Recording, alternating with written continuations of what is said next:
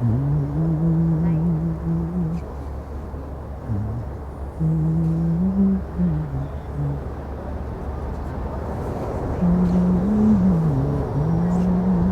trained as an imam, but prior to that I was also a fashion designer. I think it comes with the territory. Being gay, then you also have the talent of creating stuff. But I think the reason why I wanted to become an imam, well, it wasn't really to become an imam, but to have the qualification so that I can engage with Islam and with the Quran myself, to really find out what is it that God really thinks about homosexuals. Because the very questions queer Muslims come to us with is they want to know, what does God say about my sexuality? Am I going to go to heaven? Am I going to go to hell? The word homosexuality doesn't exist in the Quran to start with. There is reference in the Quran made to people who are not attracted to women. So the fact that that's stated in the Quran means that the Quran acknowledges that there are people that are not heterosexual.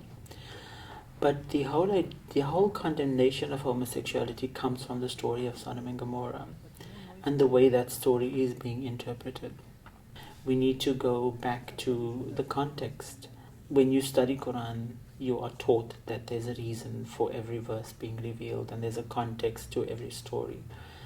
But we seem to forget that there's a context to Sodom and Gomorrah as well.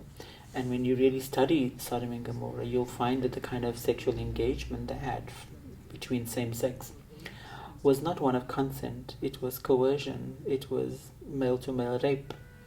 And so it's not fair to make parallels between that and two people from the same sex that are in love with one another. It's completely two different things. And that's what the Muslim community doesn't understand. Well, I came out of the closet when I was 29. So I was married for 6 years prior to that. And I think in that 6 years, there was a lot of reflection. Why am I living this double life? Well, the reason why I got married in the first place was I thought it will change me. And I thought that if I don't give it a try, I will always be plagued with the question, perhaps if I did get married, I would have changed. So now I can comfortably say to people that it doesn't work, it doesn't change. If you're gay, you have to somehow find acceptance for that. Only God can judge me. And I don't think God will judge me based on something that He has created inside of me. I think He perhaps will judge me on my choices that I make, but not on the way I'm being. So I'm completely comfortable with being gay and Muslim.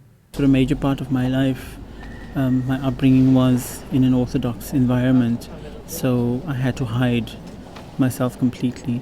Then getting married, which is an extra sort of garb that I've been putting on, hiding from the world, pretending to be straight, because that's what society expects of you, to follow the norms of the society.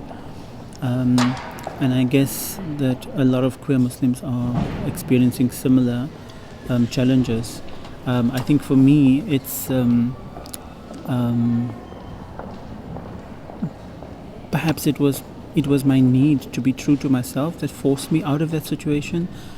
But for many queer Muslims, they don't have the strength to be able to do that. And so they might get married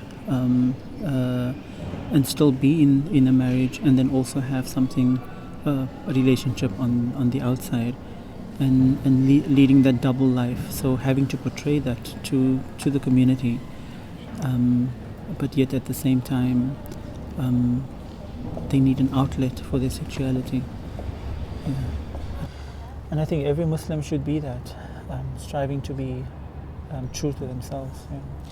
So self-acceptance is a key word in that sense. Self-acceptance is the key word. There's a beautiful saying in Islam that says, "Man arafa nafsahu arafa rabbah," that he who knows himself knows his creator. So it's important that you do get to know yourself. And how could you ignore such a big facet of your life, your sexuality? How could you then come to discover yourself if you don't engage with your sexuality? Thanks so much. Okay.